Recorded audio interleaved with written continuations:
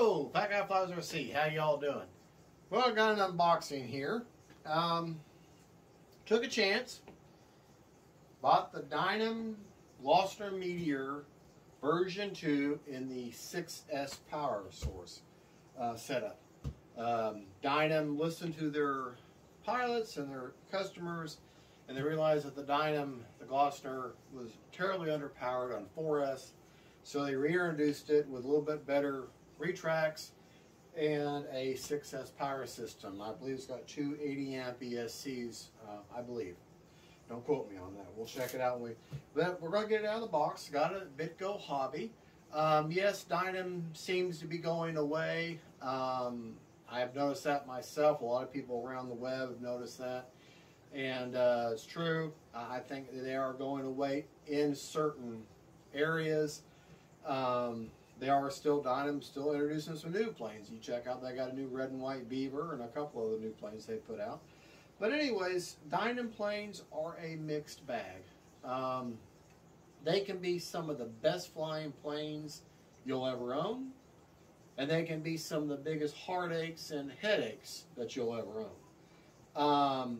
To say they're challenging is an understatement. To say that they sometimes can fly great if you get them trimmed right is an understatement. They can.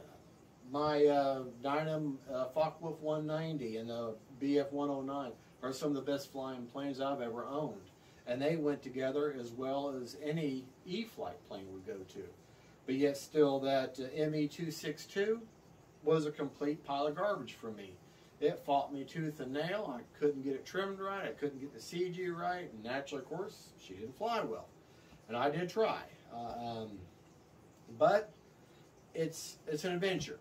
It is an adventure. You do not buy a Dynam plane on a whim. You buy one, you research it, you look at it, you have to want it. And the thing about Dynam is they offer some planes that no one else offers. You can't get them anywhere else in foam, like the Gloster Meteor is a perfect example of that. So we're going to unbox this. I'm going to show you the parts. I will not do a build video on it because there's just so much to it. So many little things and stuff that I'll run into. Then I'll do a post-build video and I'll show you what I did and any problems or anything that went together well, went together poorly. I'll show you what to look out for in the post-build video. So for right now, let's get this bad boy unboxed. As you can see, it comes in two large boxes. Let's go ahead and open up the flat box here. And I think this is going to be the nacelles and that part of the fuselage. Sorry to have my back to you, but I don't have a dedicated cameraman, so I have to put it on a tripod and hope for the best, right? So let's just see what we got going here. Okay. Double boxed, so that's good. Okay. Watch me fight with this thing. Okay. Well, folks, let me pause this. I'll get all the parts. I'll show you in just a second. Hold on. Hold on. Hold the phone. Okay. Continuing on. As a grown man fights with cardboard. Folks, to open this Dynam Gloster, you have to be a safecracker. Alright, the main, as I suspected, this big square box contained the nacelles and the center section with the retracts.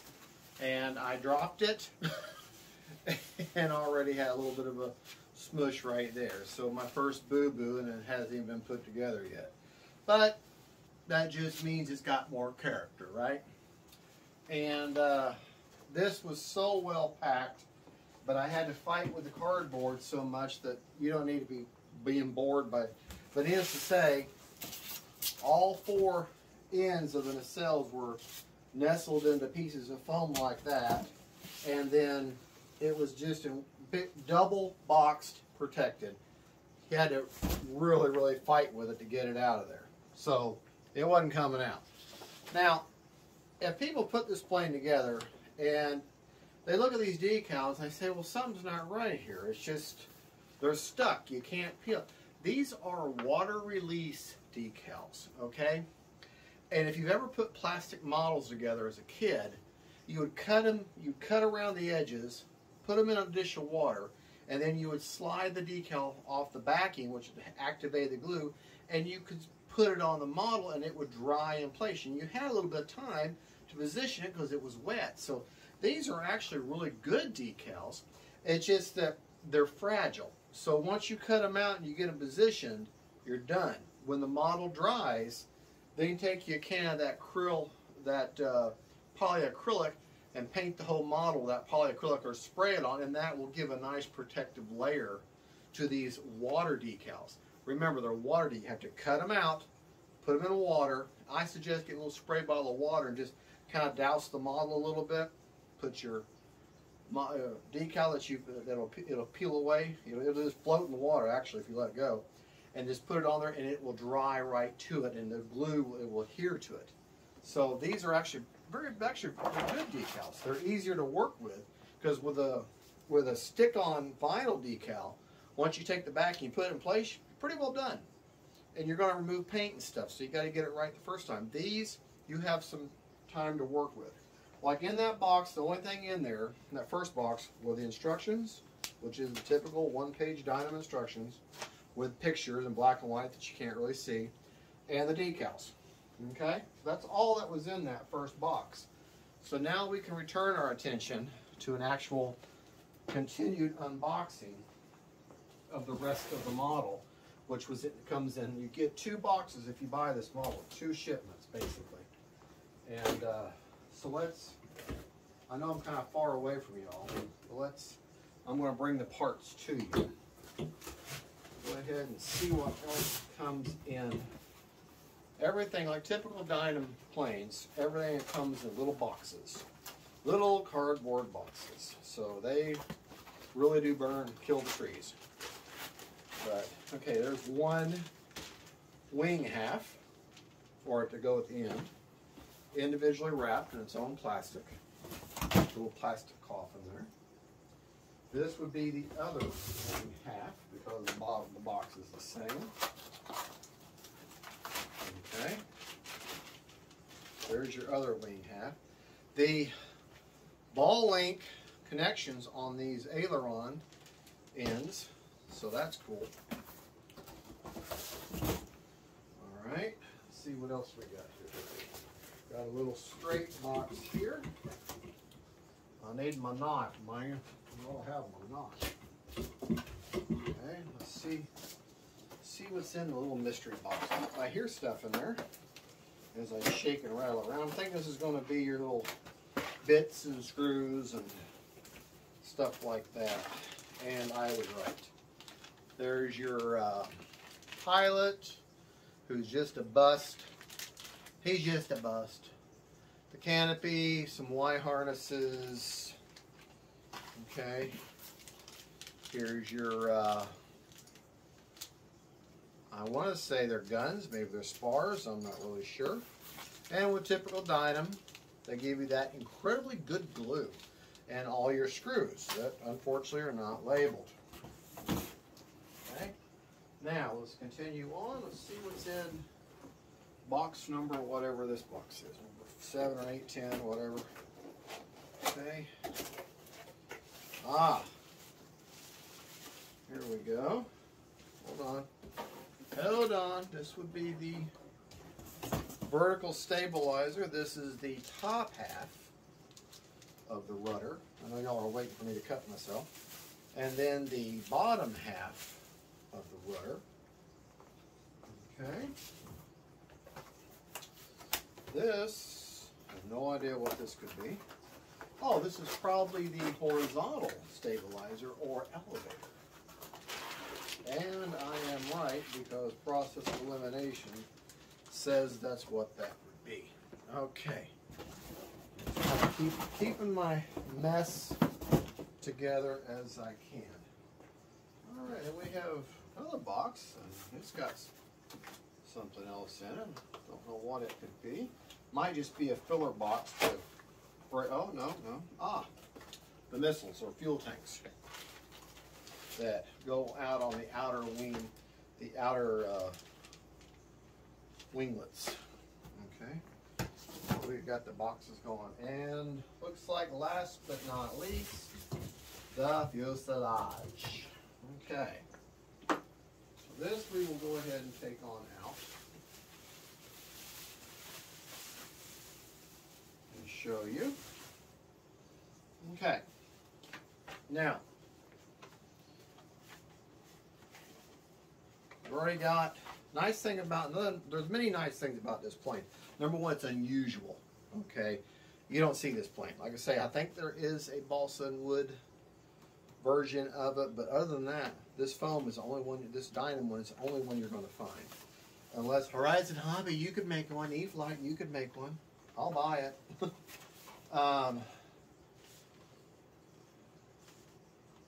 Plenty of room, very light, as in most all Dynam models are very, very light. Let's see. There's a nice vent hole there for the canopy. That way it shouldn't get too hot. Plenty of room in the big battery bay. Everything is already wired and labeled here for you. This is a 6-channel bird. You got retracts, your control surfaces, and flaps. And like I said, you got a G and E. Everything's labeled, so you shouldn't have any problem with that. Oh, okay, your rudder extension is just laying in there. So be sure whenever you glue the tail on that you put it through, because you do have to glue the rest of the tail on. But there is a retaining screw to hold that on, but I will also glue that on. And just like anything else, anytime you're going to glue a foam surface to a foam surface, make sure you kind of score this surface a little bit with a razor blade or a end of a flathead screwdriver or whatever. Kind of give it some more surface area. That it'll give more for the glue to adhere to. So let's pause the video. I'll take all the bits and pieces up out of their individual bags, and then I'll show you what the parts look like there. So hold on to your lunch, folks. Hello, Fat Guy Flies RC. All right, we're back. I've got all the Dynam parts of the Gloster Meteor out. Like I said, these are water slide decals. This is the canopy. Now, if you look in this bag, this center, see how that's square? Okay, pay attention to that. Of course, you got all your screws and glue. But right here, this is your vertical stabilizer assembly. Now, look. See that square right dead in front of you? Okay. And then look at the top. Oh, this is the upper half of the rudder. Let me get the camera to focus here. But that little hole there is actually square and has kind of a, I don't say, it's just got a square channel. So what that means is right here, your horizontal is going to go through, and then this is going to sandwich on top of that. And that long piece I just showed you, see, it's going to sandwich in there like that. And then the top of the rudder, this piece here, will come out, and that rod will come up, and that square rod, and that'll turn that upper half of that rudder. Now, to me, that seems like a lot of room for slop and a lot of, you know, not positive control. Same thing with the, speaking of not having good positive control, here's your horizontal stabilizer. This is the top half. And yes, it's the extended, like, I guess you call them tiller arms. You got one servo that controls both sides, so you've got this metal, I forget what they're called. I guess I'll just say tiller arm because I can't think of anything better.